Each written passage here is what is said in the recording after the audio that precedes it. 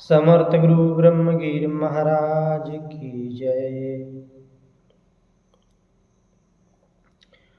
जगन्नाथ स्वामी जी ने समर्थ गुरु ब्रह्मगिर महाराज बालक कुशाल को ब्रह्म ज्ञान का उपदेश किया। उसके कुछ समय पश्चात लालगिर महाराज जी समाधि से जागृत हुए और उन्होंने अपना वृद्धस्थ बालक खुशहाल के सिर पर रखा और उनके बीच में जो भी बातें भी गुरु भाइयों के बीच में उसका संज्ञान लिया कि किस विषय पर चर्चा कर रहे थे। बालक खुशहाल के सर पर हाथ रखकर पहले तो उनका ताप दुख भय आदि हर लिया। देखो, मंत्रों की शक्ति बहुत शक्तिशाली होती है और जप का भी बड़ा प्रभाव होता है। गुरु महाराज ने समर्थ देख ब्रह्मगिर महाराज के सिर पर हाथ रखते ही गुरु ने सारे कष्ट शिष्ट के हरण कर लिए।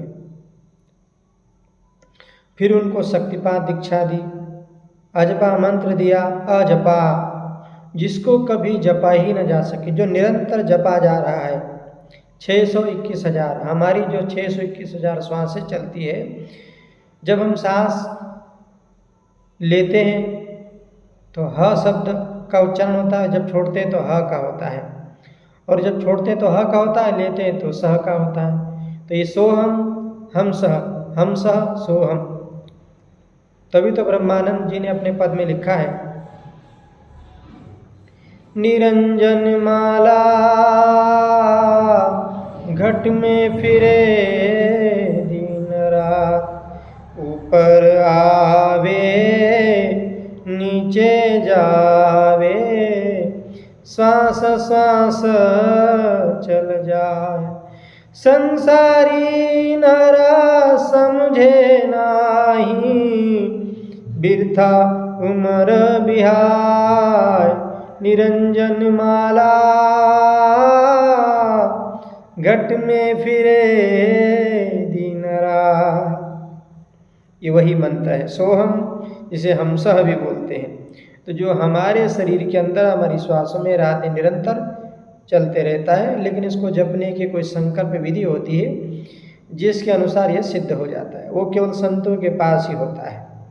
और आप संतों से अगर जानना चाहते हैं तो आप उनकी सेवा करिए,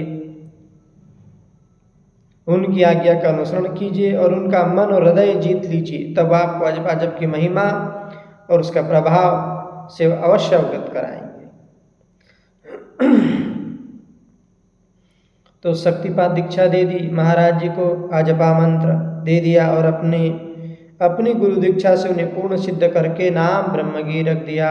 लालनाथ गिर महाराज जी ने ब्रह्मगिर महाराज का नाम, क्योंकि संन्यास दीक्षा में समस्त संन्यास के कर्म होते हैं, उस अनुसार कर्म में स्वयं का पिंडदान करना पड़ता है, अपने को संसार से अलग करना पड़ता है और समाज के लिए और राष्ट्र के लिए जीवन जीना पड़ता है।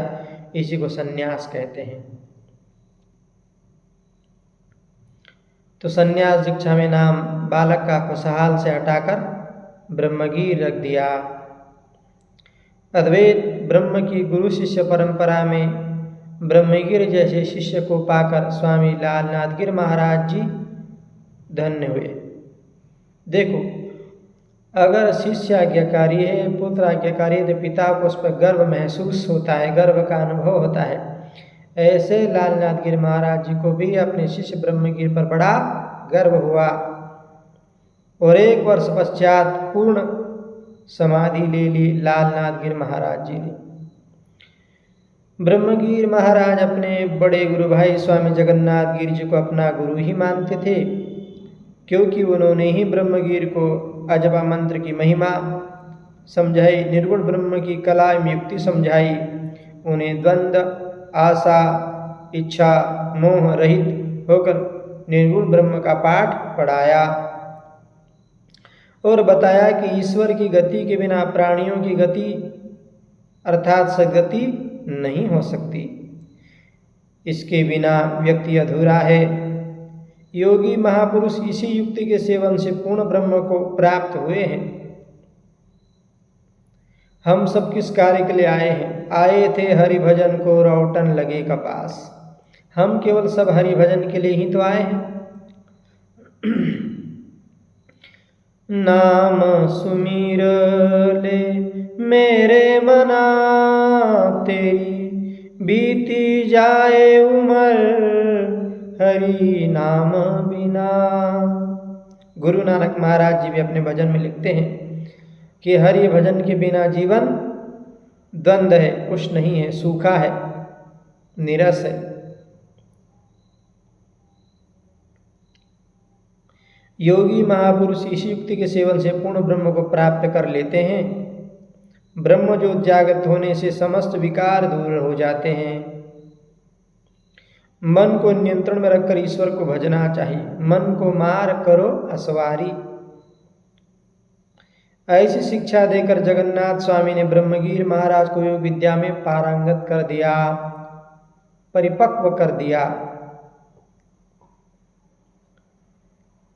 ब्रह्मगिर महाराज ने भी अपने गुरु की वाणी को पूर्ण रूप से आत्मसात कर लिया और मन में संकल्प कर लिया कि जिस बड़े भाई ने गुरु दीक्षा दी है, मुझे इस मंत्रों का ज्ञान समझा, आज से मैं उन्हें अपने गुरु के सतुल्य ही मानूंगा।